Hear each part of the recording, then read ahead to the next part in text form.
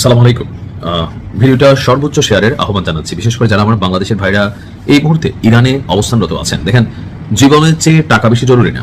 আপনি বাইচা থাকলে সেই টাকা আপনি খরচ করবেন, কিন্তু যদি আপনি মরেই যান তাহলে এই টাকা কি কাজে লাগবে?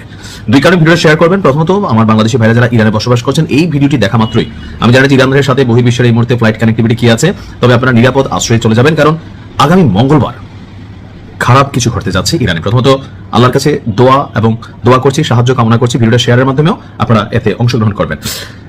ইরানকে কোনোভাবেই যেন পরাস্ত করা যাচ্ছে না। ভয়, ভীতি, হুমকি ধামকি, ছোটখাটো ট্রেইলার, বড় অভিযান, কোনোভাবেই ইরানকে দমানো যাচ্ছে না। এখন যখন আর কোনো কিছুতে মাল কারাইতেছে না, গতকালকে ডোনাল্ড ট্রাম্প আপনার সর্বশেষ যে কাজটা করলো, গালাগালি শুরু করলো ইরানের সর্বোচ্চ নেতাদেরকে, এই না সেই না বইলা। এরপরে সে এক ভয়ানক হুমকির কথা বলে বসছে। আগামী মঙ্গলবার ইরানে ইতিহাসের সবচেয়ে বড় অভিযান চালাবে মার্কিন যুক্তরাষ্ট্র।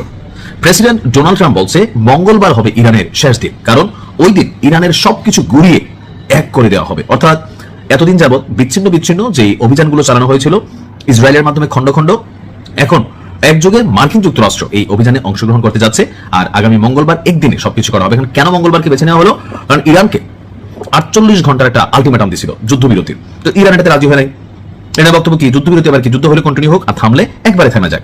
তো এখন যখন এটাতে রাজি হয় নাই, ট্রাম্পের যে ট্রুথ সোশ্যাল মিডিয়া আছে সেখানে সে লিখেছে মঙ্গলবার হবে ইরানের জন্য সর্বশেষ দিন। কেন?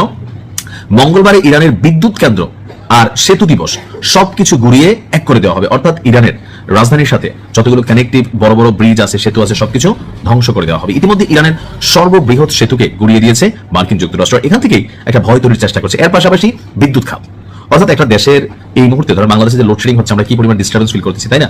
তো এরকম যে বিষয়গুলো আছে বিদ্যুতের সাথে কানেক্টেড, সো বিদ্যুৎকে যদি হাত দেয় তাহলে পুরো সিস্টেম হ্যাং হবে। আর এই জন্য বেছে বেছে জনগণকে উস্কানোর জন্য, খেপানোর জন্য ডোনাল্ড ট্রাম্প বাইছা নিছে আপনার বিদ্যুৎ খাতটাকে।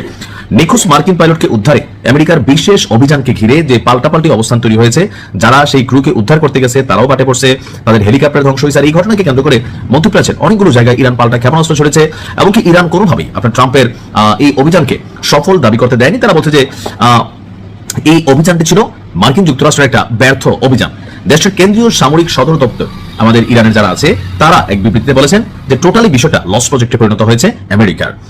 আর কি বলা হয় যে ভূপাতিত বিমানের পাইলটকে উদ্ধারে মার্কিন বাহিনী মরিয়া হয়ে প্রচেষ্টা চালিয়েছে, কিন্তু আল্লাহর অশেষ কৃপায় ইরানি বাহিনীর প্রচেষ্টায় তা ব্যর্থ হয়েছে। অর্থাৎ সবকিছু মিলে ডোনাল্ড ট্রাম্প একটা মাইন্ডকার জিপে পড়ে গেছে। এখন এখান থেকে বের হইতে হলে তাকে কিছু অ্যাকশনে যাইতে হবে, আর সেই অ্যাকশনের জন্য সে বিশেষ করে এই দিনটা বাইছা নিছে যে একটা